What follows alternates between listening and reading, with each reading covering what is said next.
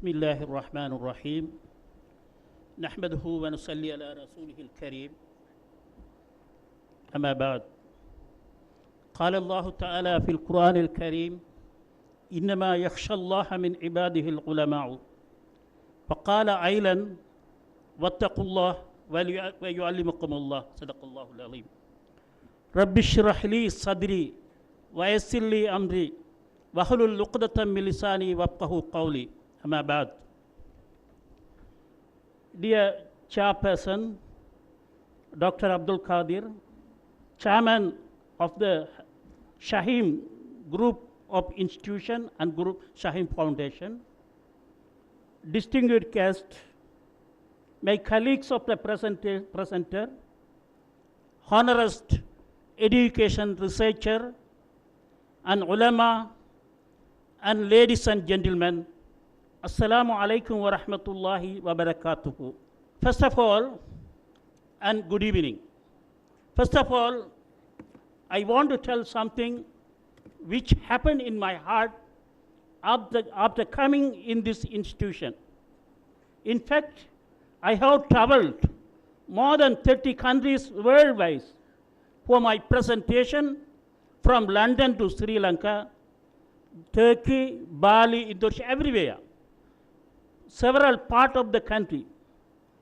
But in fact, I am telling this organization is highly appreciated, is highly welcomed by all audience. I think this is your first summit on education. You have to choose education as the theme of the first year summit. From this inception, we are starting your path of the education. That is, your every arrangement, meals and food, and auditorium, stage, and every technical, everything is very successful. I haven't seen like this arrangement in my life. Jazakumullahu khair. And I have learned a lot of things from your institution, your arrangement. Thank you very much for giving me this opportunity by your organization, your team, to present my paper. I have selected my presentation, the topic Sri Lankan Muslim education, strength and weakness. And first I have seen all of you. Here sitting more than 100 people are from the beginning of this audience. First time I seeing never any single person leave this conference arena. They are never going to out without listening this conference. This is also your success of the conference. Why I am selecting the Sri Lankan Muslim education, the strength and weakness. This is maybe boring topic for you. But in history, we are Sri Lankan Muslim, your generation, your ancestor, your children. Historically, it has been proved. Sri Lankan Muslim ancestor, their parents has come from India, especially Tamil Nadu, Kayal Pattanam, other part. Somebody has come from Haladamaut or Arab country. That is very little. More than Sri Lankan Muslim generated from the Indian Muslim, especially Tamil Nadu Muslim. That's why 90% of Sri Lankan Muslim is speaking Tamil. Sri Lanka is the Buddhist country, and more than 70% people are speaking Sinhala. But Sri Lankan Muslim is speaking only majority people Tamil, because this is proof the Sri Lankan Muslim, they are generation of the Indian Muslim. That's why I want to tell what is the situation in Sri Lanka. What is the Sri Lankan Muslim education path? What is the strength of weakness? That's why I have selected this topic to present in your presence. Introduction. The aim and objective of this paper is to review the Sri Lankan Muslim education historically and its present strength and weakness especially after the independence. Independence like Q, we got it in 1948. Objective of this study to review the historical path of Sri Lankan Muslim education, to identify the problem crossed in the Muslim Sri Lankan education, to focus on its strength and weakness, to search some future recommendation for the Muslim education. Research methodology, there is several, I have used the research as a research methodology. This research being the historical one, there is necessity that it has to be based on primary sources and archival documents. This research data collection mainly focus on primary database well as secondary data. The secondary data collected by article from magazine, newspaper, academic books, and relevant article. Education in Islam and Islam. Education is an important indicator of the social and cultural advancement of a community as a whole. It equips people to solve their problem and to lead a better life. Islam and Quran Sunnah insist us to educate ourselves and search for the knowledge. There is a lot of hadith, lot of Quran ayah come in the Quran and hadith. Kun aliman aw muta'alliman aw mu'inan bala takun rabiyan. How come akal? We proudly speak about this on the platform, but the present reality is different. Statistics show that the Muslim are the largest illiterate and undereducated population of the world today. It is true. It is indicate a serious problem of the Muslim world. However, we the Sri Lankan Muslim are in a better position. Our literary rate and the level of education are high compared to the other Muslim population of the developing country. But our problem are unique, and we have to seriously look into the point. This is quoted by the Professor Norman. Islam in Sri Lanka, this is important point. The central position of Sri Lanka between Africa, India, and China made it a busy center of commercial activities from a very early time. Sri Lanka is the very early time, it was a point of the commercial activity. The commercial relationship between Arabia and China, the Silk Road, had been established long before the birth of Prophet Muhammad sallallahu alaihi wasallam. Sri Lanka occupied a pivotal point on this thread between Eastern and Western world, and Arabs became the intermediate of the thread between Europe and Asia. With the advent of Islam, 610 era, advent of Islam in the Middle East of the 6th century, and the subsequent expansion of the Muslim empire under the Caliph, the Arab commercial activity also received prime impetus. Due to these increased commercial activities in the Indian Ocean, they are emerged in the coastal belt of the southwestern India and Sri Lanka. Settlement of Muslim traders who by their long stay, intermarried with the local family, with the singular family. Sri Lanka Muslim are ethnic minority group in Sri Lanka, comprising 9.7 only. That is 2 million people only in Sri Lanka of the country total population. They are mainly native speaker of Tamil language with influence of singular language and Arabic world. They are prominently followers of Islam. The Sri Lankan Muslim community is divided as Sri Lankan Moors, Indian Moors, and Sri Lankan Malay as per their history and tradition. The population, the table is so, Muslim population, 19 lakhs, 1.9 million, about the percentage was 9.66%. The total population is 20 million. Sri Lanka, historically, Sri Lankan was ruled by 3 foreign countries.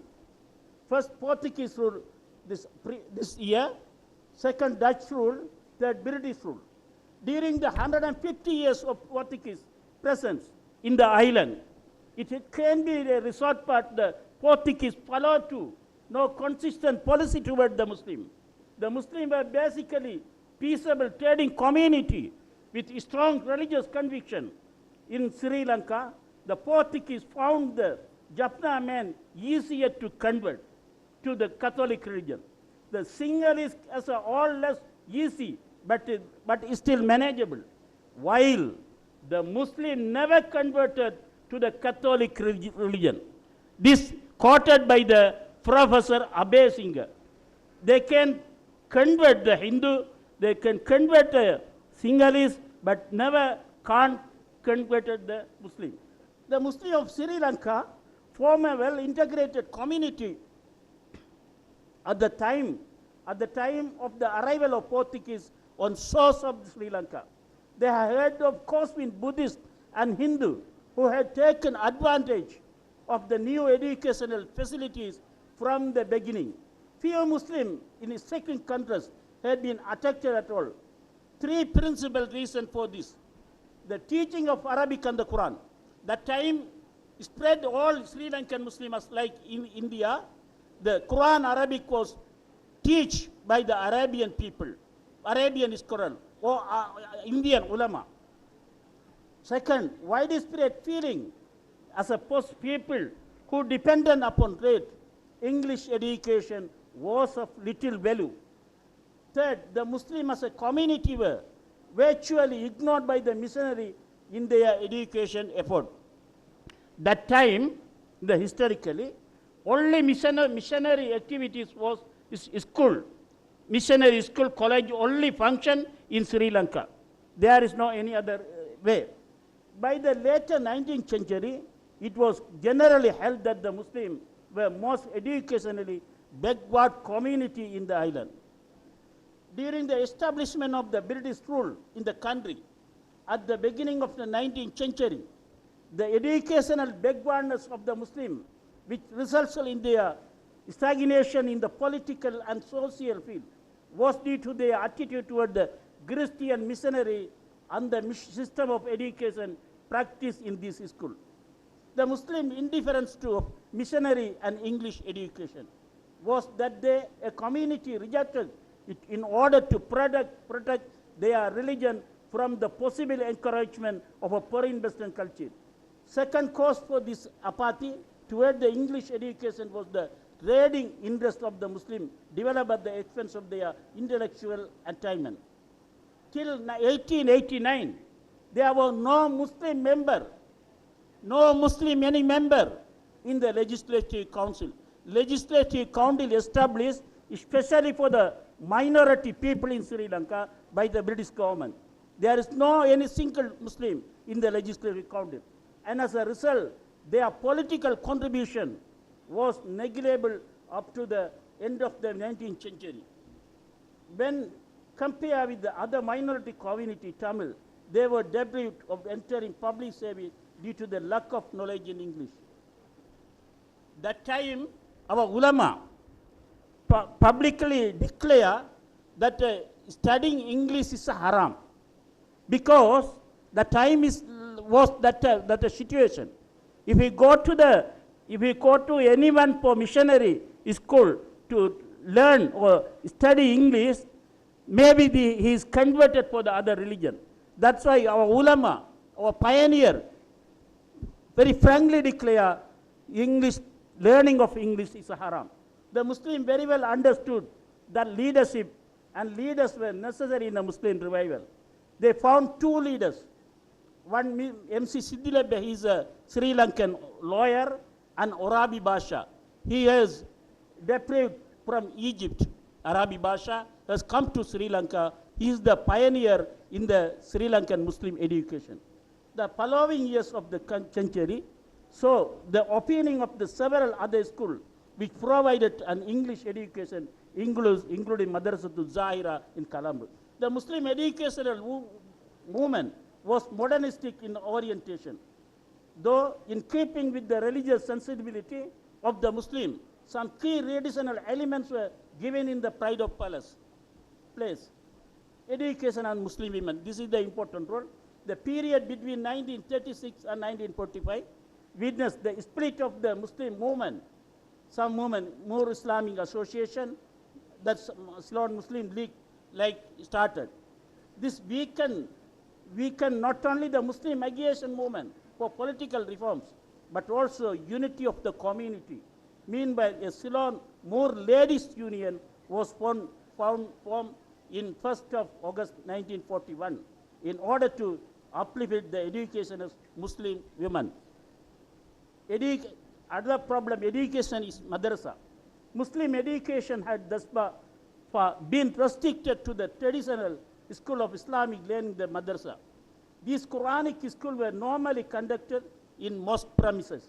The class consisting of 30 or 40 people, boys in the age of Qurub of 5 to 16, would read and learn by heart of Holy Quran. Arabic calligraphy, elements of Arabic grammar, and literature also form a part of the curriculum.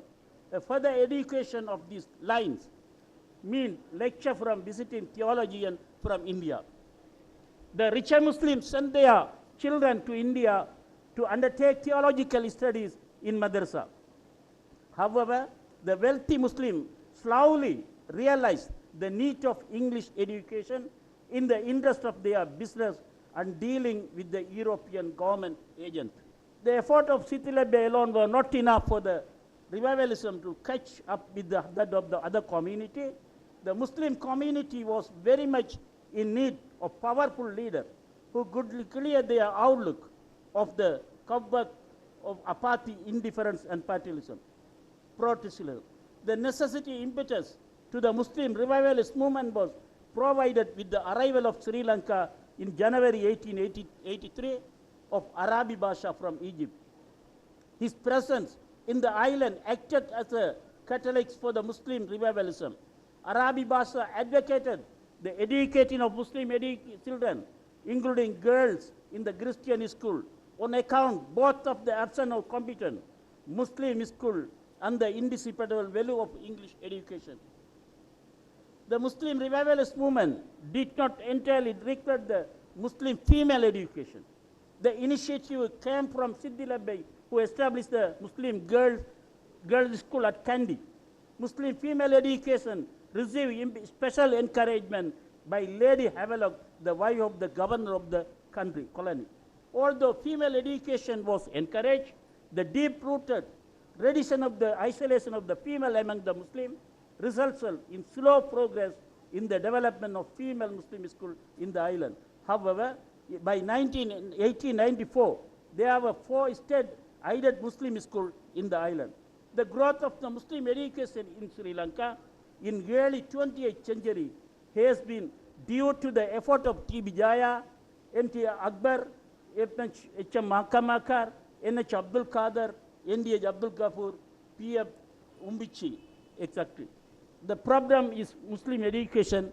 Now is there's some problem in Muslim education. This is long time because there is some students, some Muslim students, they are diverted to learn, study in Sinhala also.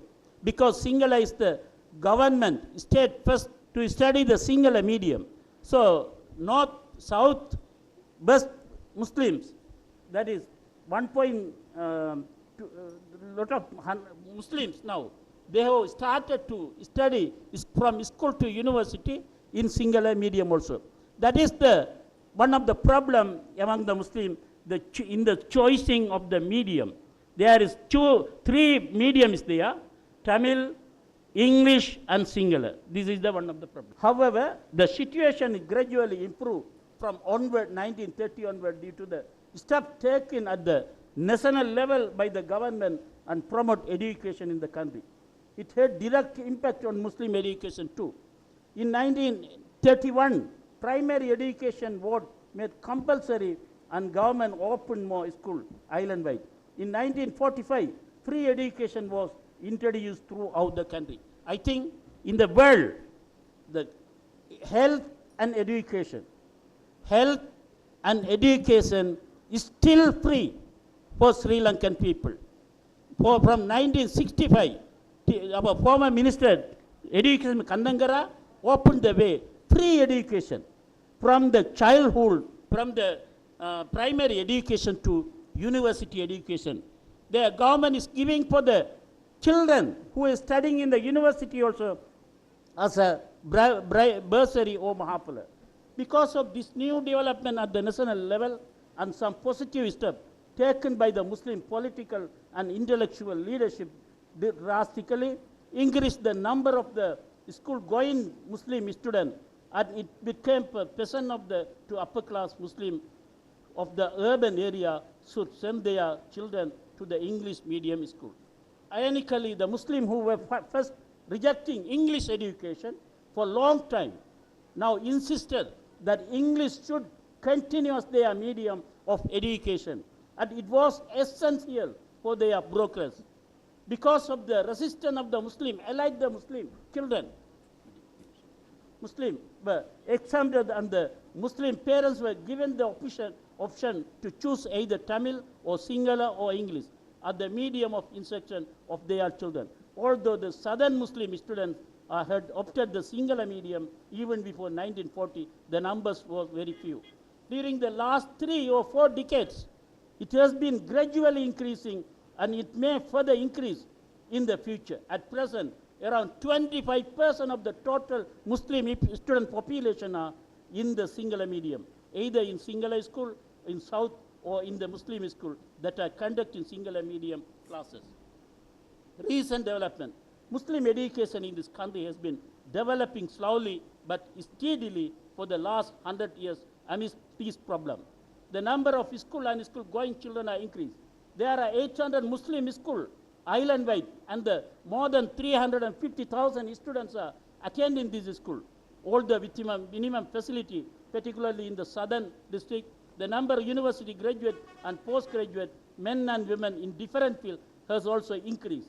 Although their ethnic ratio is still in a low state comparing with other ethnic groups. There is a growing middle class and professional class, and also university academics among the Muslim community. There are 2 colleges of education exclusively for a Muslim, and also a national university predominantly for Muslims situated in Southeast, called Southeastern University of Sri Lanka. In Sri Lanka, 17 state university started by the government. Only one university, that is my university, in the eastern province, that is only for the majority Muslim people, Muslim students, about 5,000-6,000 people. The vice chancellor, administrative officer, professor, majority people are Muslim. Our Muslim youth, boys and girls, in considerable number also go abroad each year for their higher studies in different fields. This may give a picture that Muslims are advancing in education. This is the university as you can see.